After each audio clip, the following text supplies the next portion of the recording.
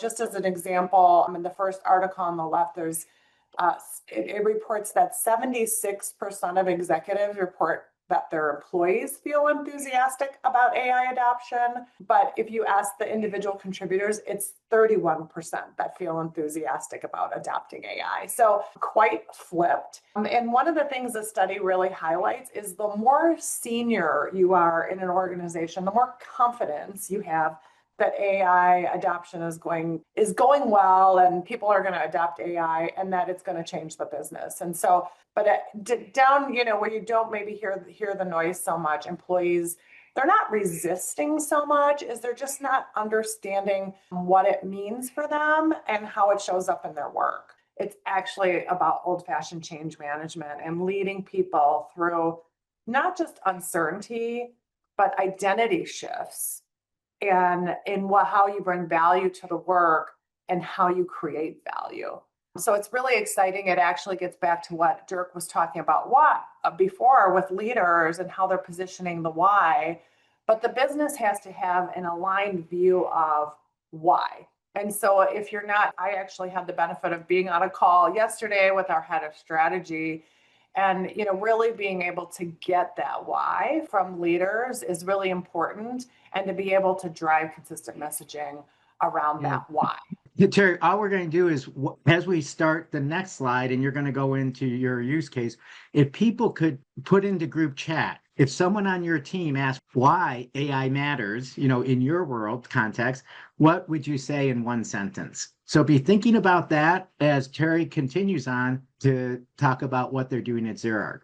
Moreover, I just actually want to take it back to our identity as learning professionals, because while everybody was in their breakout, we had a little bit of a conversation about how a lot of learning and development professionals are being impacted by a lot of the changes that are happening in companies now as they shift to invest more in AI than what I would say is HI. And I think it reminds us that this is our opportunity to put a stake in the ground around our identity.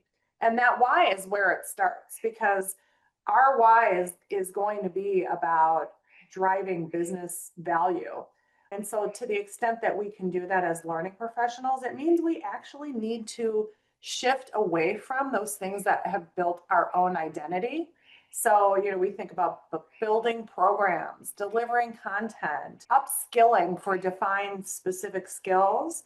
But what's actually changing is AI is causing us to confront how we create value, how we prove our own competence, and how we stay relevant in our careers. So I think it's important that we reframe our roles and understand our relevance isn't about just teaching people to use tools, but understanding where our organization is. And then lastly, and I've kind of already alluded to this, but luckily we have this manager goal, right? And we can actually start to set expectations for managers that they help lead the way through AI. And it's actually part of the performance expectations. We have manager forums. We'll be launching that in the next few weeks, and helping managers understand that it's their responsibility to see themselves not only as a manager of people, but as a manager of agents, and that they are responsible for helping transform our organization. And that means like creating the safety on their team to lean into AI, but also understanding how the work needs to be transformed. And so I think it's going to really challenge the skills of our managers. I do think we have great managers, so we're lucky in that regard. We've invested significant effort over the last several years into strengthening our managers, but we're always asking them to do something new. Oh, I learned how to use this AI tool for this at work. Maybe I can start to think about how this can affect my life. And that changes the identity perspective of how people are starting to think about these tools. So having it it starts at the workplace. You're encouraging people to learn about it, but then kind of cascading that back into perhaps their homes. Like, oh, I can do this, but now maybe I can translate that into something that I'm excited about sharing with my family. And maybe they can figure out sense. It's kind of like this ripple effect. And that's when you start to create that kind of sense of my job is giving me so much value because I'm learning all these tools. Just to watch the cultural shift from 2025 to 2026.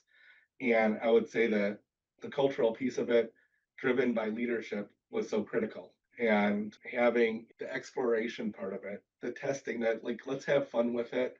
Let's explore with it. Let's experiment with it. Being very clear on what's okay to experiment with, being very clear on like what is the sandbox that I can play in has been really helpful. And then spending time like during team meetings where leadership is intentionally calling out different people on the team to say, hey, this person is doing something really cool with AI. I want to showcase it. And they spend 5 or 10 minutes showcasing what they've just recently discovered on how to be more productive in their job with AI. I mean, that should be that celebrated with the team. That's making a big difference, right? And it's turning the dial from this feeling like it's this corporate initiative that we need to do to like something that we're all kind of having fun doing together.